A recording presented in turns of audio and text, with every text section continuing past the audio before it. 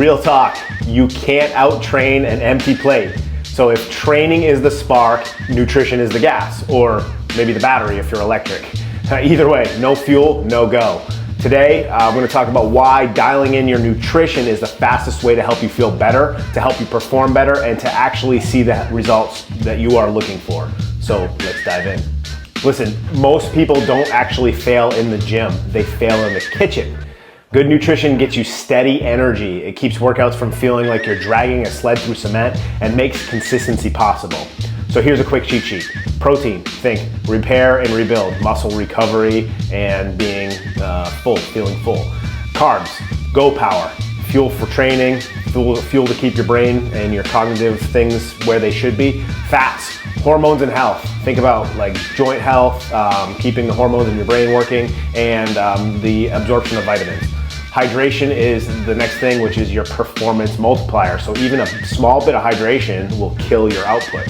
When these things are balanced, your workouts will feel doable. Recovery will speed up and you won't be raiding the fridge at 10 p.m. right before you go to bed. So if you want PRs and less soreness, if you want to have that results to be boosted, if you want to lose body fat, you need to eat for your training. So here's some ways to think about that. Pre-workout, somewhere between 60 and 90 minutes. You'll have a simple meal or snack with carbs and a little bit of protein. Think yogurt and fruit, oatmeal and eggs, rice and chicken. We kind of want to avoid too much fat at this time because fat's going to slow you down. If you're short on time, like if you want to eat 15 to 30 minutes before your workout, go lighter. Have a banana, a granola bar, or a small shake. Post-workout, between that 30 to 90 minute window after that, you need to rebuild with protein and carbs and maybe add some color with some vegetables, things like that. A plate that's a quarter lean protein, a quarter smart carbs, think about like rice, potatoes, veggies, oats, and then another half plate of veggies. Put some healthy fats in there. You're not gonna be able to beat that. If you do this consistently, you'll notice bigger pumps, faster recovery, more PRs, and the body fat will start to go away if that's your goal. And you'll have less of those I don't have anything days. So we're thinking about prime, perform, and rebuild. It's not always about eating perfect either. It's about building a livable rhythm. Aim for protein at each meal, like a palm or two, depending on the size that you're trying to get or your goals. You're gonna add fruits and veggies for fiber and micronutrients, and choose carbs around your training. Those higher glycemic carbs that are gonna absorb into your bloodstream faster, choose those around, before, and after your training.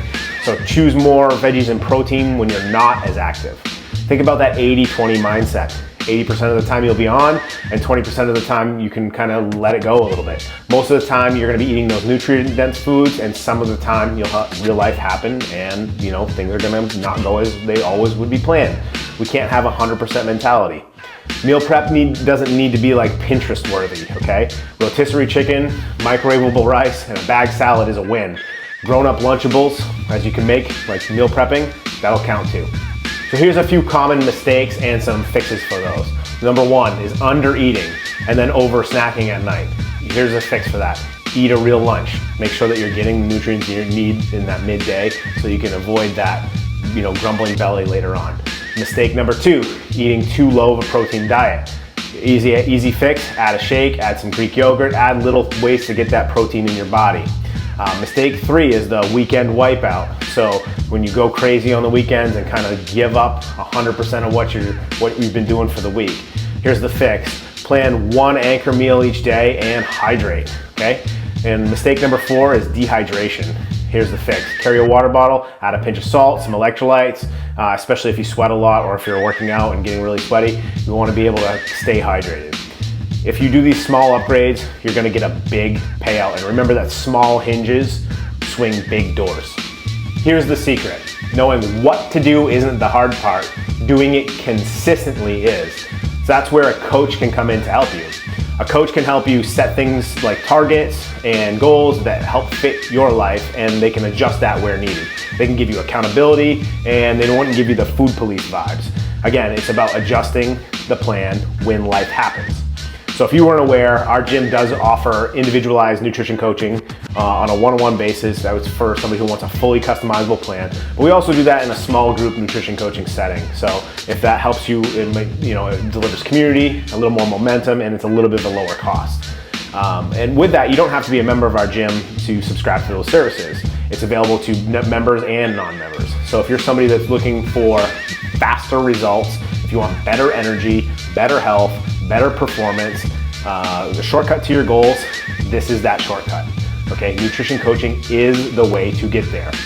So if you're ready to fuel all that work you're doing in the gym, hit the link in the description below to talk with one of our coaches. And we can help you make your training feel better, your results show up faster in the mirror, or whatever that is for you in your day-to-day life.